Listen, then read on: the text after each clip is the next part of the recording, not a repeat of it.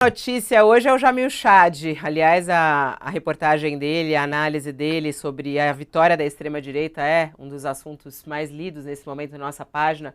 E aí o Jamil até puxa por aí. Essa vitória da extrema-direita, ela tem impactos em vários pontos, né? Primeiro, em relação às guerras, Mercosul, em relação ao clima. Queria que você começasse por aí, Jamil. Que impacto essa vitória da extrema-direita no primeiro turno das eleições francesas vai ter no mundo?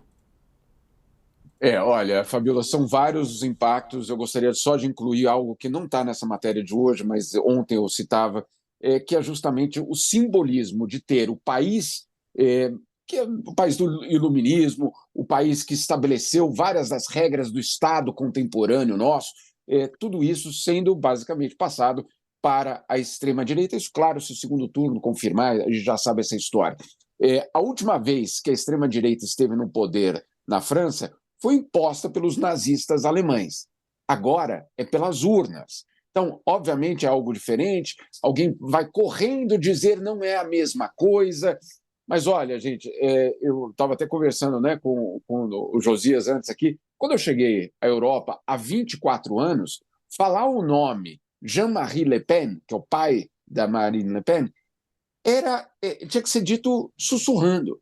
Era uma vergonha falar neles de uma forma aberta. E hoje, não só eles estão à beira de chegar ao poder, como tem um amplo apoio. Claro, modificaram, o pacote foi modificado, a mensagem foi modificada, mas o programa é praticamente o mesmo, não há como esquecer dessa parte. Ontem, por exemplo, perdão por fazer esse desvio, mas já estou chegando na matéria, ontem, por exemplo, a Associação dos Estudantes Judeus Franceses dizendo o perigo é iminente. Que perigo? O perigo justamente de uma extrema-direita que, com o pai da Marine Le Pen, era um antissemita declarado, dizendo que o Holocausto tinha sido só um detalhe da história. Eles são herdeiros deles. Não há nenhum tipo de, né, modificação drástica, rejeitamos a velha extrema-direita. Não, é o mesmo grupo. Então, só para deixar muito claro a dimensão que isso tem em termos até simbólicos. Simbólico não quer dizer irrelevante, simbólico é muito importante, inclusive.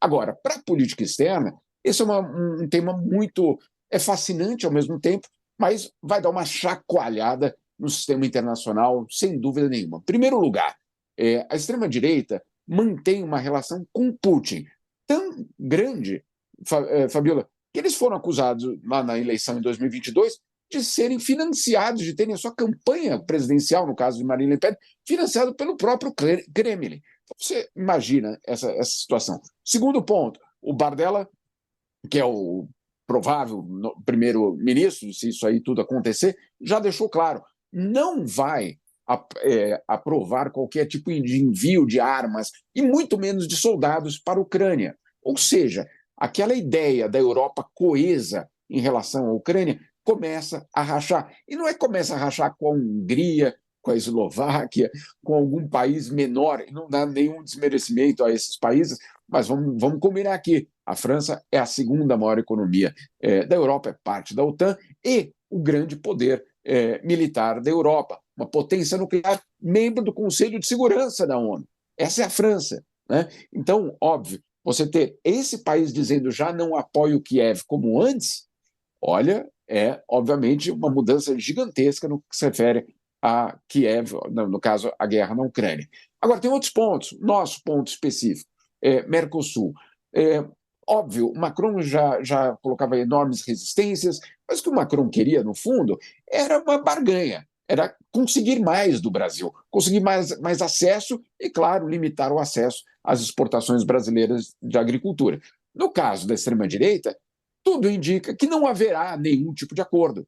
Não há nada que a extrema-direita queira ceder no que se refere à agricultura. Por quê? Porque a base de apoio da extrema-direita francesa é, acima de tudo, o campo, os agricultores, aqueles que trabalham fora das grandes cidades. É ali que está o grande apoio. E o grande apoio ali é contra o Mercosul. Então, tudo indica que se esse governo for adiante, o acordo Mercosul-União Europeia, que, claro, vive uma situação muito dramática, não tem qualquer tipo de futuro. E queria fazer só um comentário sobre a comemoração da extrema-direita brasileira em relação à vitória da extrema-direita francesa. Eu entendo, são os mesmos movimentos, são os mesmos grupos, pensam muito parecido, têm uma visão de mundo muito parecida, mas a extrema-direita brasileira esquece que quem vai sofrer expulsões, deportações, racismo, discriminação, xenofobia, são os brasileiros que moram na França. Aí eu me pergunto, qual é vamos dizer assim, a relação com os brasileiros ou é com a ideologia? Eu suspeito que é com a ideologia.